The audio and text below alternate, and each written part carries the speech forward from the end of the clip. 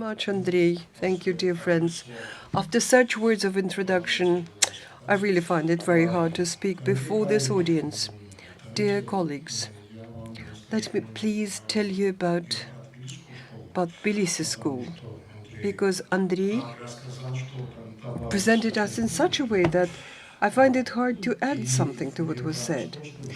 And not about Moscow School, which has been with me for 13 years, and in these 13 years it has become an inalienable part of myself. There is this theory that each person has his or her own paradise. And I hope this theory is true, and in 100 years I will get to Golitsino when I die, as my personal paradise. So let me please share with you the problems and the challenges and the trends that our school and my school has been facing, and that we see present in my country, and that I find it easy to discuss here, because I'm here like a participant of all this and a stakeholder in these processes, and also I'm an observer who's looking at it from very close. Since the times that the Soviet Union collapsed and Georgia gained independence, it was clearly defined that Georgia would pursue two goals. Firstly, that was integration into European structures, amongst others, integration to North European structures. That was the reason for that, in principle, was there were two reasons for this, quite serious reasons. First of all, the path that was declared through the democratization of the country, and most importantly, the concept of security. And as we see, the concept of security, as we see it, if we integrate into the European structures, not into economic and historic, but also structures such as NATO. And this is not an irreversible course that we embarked on, and we laid it down in our constitution. And we're moving there. On the other hand, Europe, the EU, European structures, are also interested in the processes of democratization in the territories that border on non-European countries. So this theory of the so-called democratic world and democratic peace, where the principle of it is that democracies, if they work, if they function without any caveats, they will not go to war with one another, and they will not be posing a threat to one another. And in this sense, the European structures and basically today's West strongly promotes democratization in Georgia. Amongst other things, another thing to support it is the Act of 2014, which made it a law that Georgia should enjoy free trade regime with the EU, as well as before 2017, the act that was adopted then, that gives basically visa-free travel to the EU. So what is it? Why didn't we move forward even further when we followed that path? May I please, in very concise manner, to share with you the challenges and the problems that the country faces. The problems could be grouped in several blocks, if you will. Political, let me please start with the political agenda. Many figures of authority and international organizations often declare that the degree of democratization in Georgia is similar to what we call managed democracy or hybrid democracy, which is not per se a liberal democracy. The thing is that, and behind the facade of democracy, I'm just quoting what they say, and behind the facade of democracy, what is hidden is a system of electoral authoritarianism, when the ruling party, the government in place, does whatever it can to grab all power after the election. On the one hand, this is absolutely the case, it's natural, every party in government wants to grab it all, but the very fact that the country doesn't have the institutions that would stand in the way, just purely, of course, at the institution level, and this institution should be strong and resilient. In absence of such institutions, this becomes a major problem.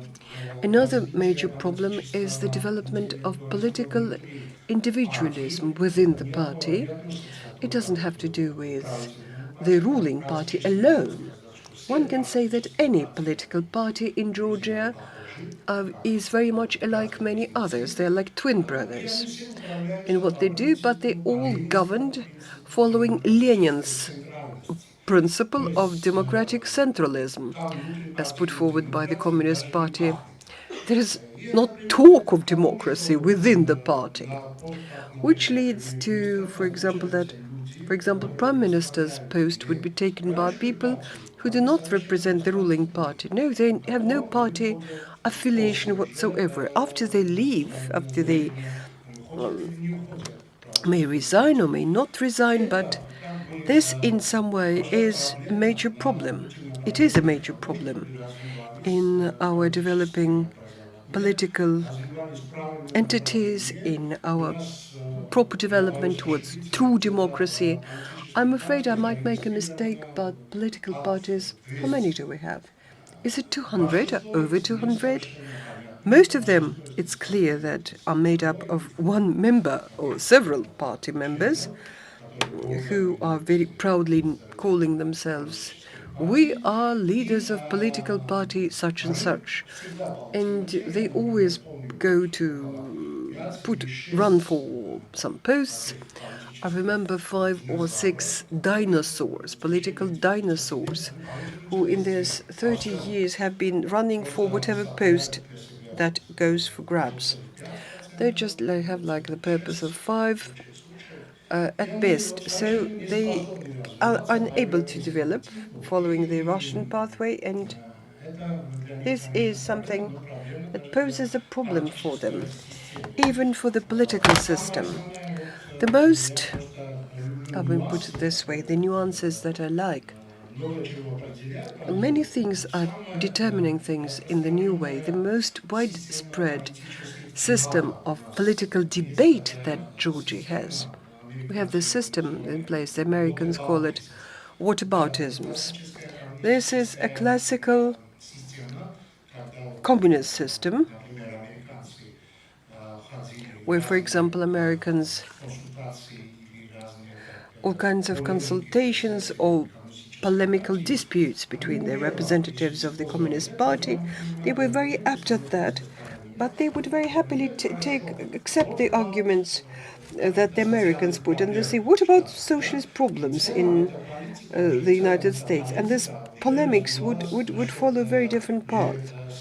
When not so much the problems of the Soviet system, but instead they would swerve into discussing social problems, say, of Afro-Americans. And this is a very poor heritage that we see very much alive and kicking every day in Georgia. And what really stands in the way of democratization is exactly this. The parties realize that in order to gain further victories at further elections, what they need is effective programs in place, and they need that would pay off with some effect in short-term perspective. They don't focus correctly on the long-term reforms that really are important.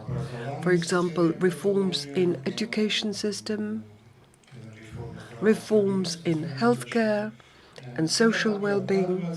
This is being postponed further on and further on because it stands for and nobody will get any gain from there. But what we see instead are these political submarines, if you will. And what is important is the problems of economic nature. Well, you probably will be surprised. Georgia is not the richest country in post-Soviet space.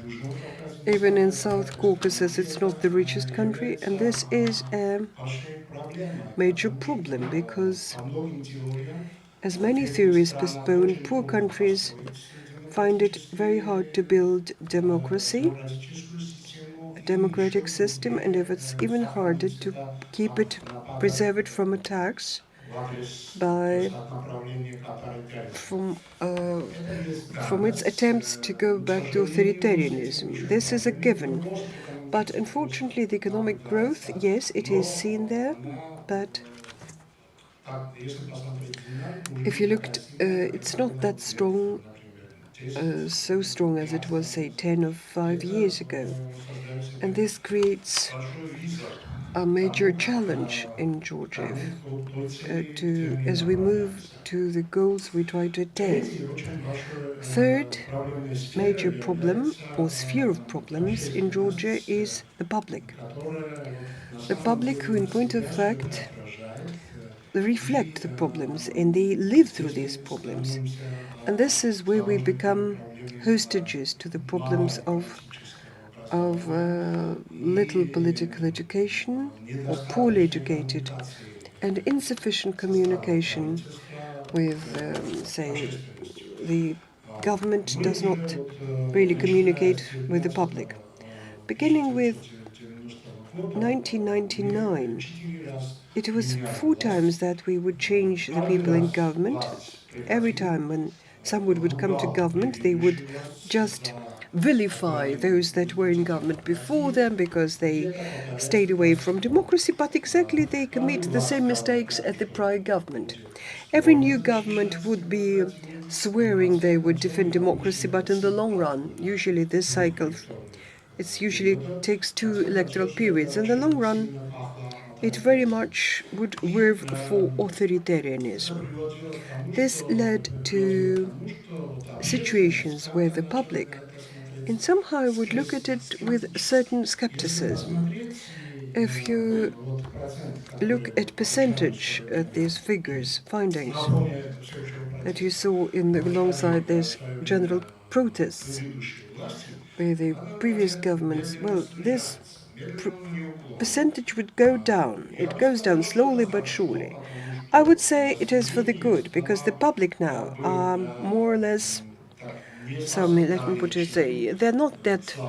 They're not really so easy to deceive. They take with a grain of salt what the political parties say, but in terms of political education for the public, this is something that we see very often, that it is something that predetermines the outcomes, and they are ahead of our political elites that we see.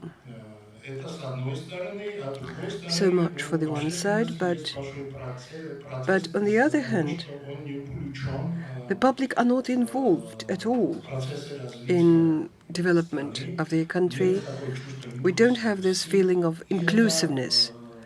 And this is something that again poses a major threat in this sense, challenge that when the public are not involved, they don't feel they are on board in developing political, economic sphere, they begin to feel that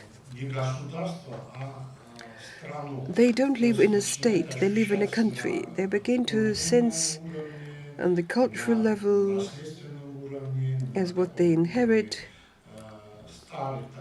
like of these old values. And they've got this feeling that this is a state and they are individuals, they represent the public, they are citizens. But when people feel this way, this is more important, but is no longer important for the Georgians.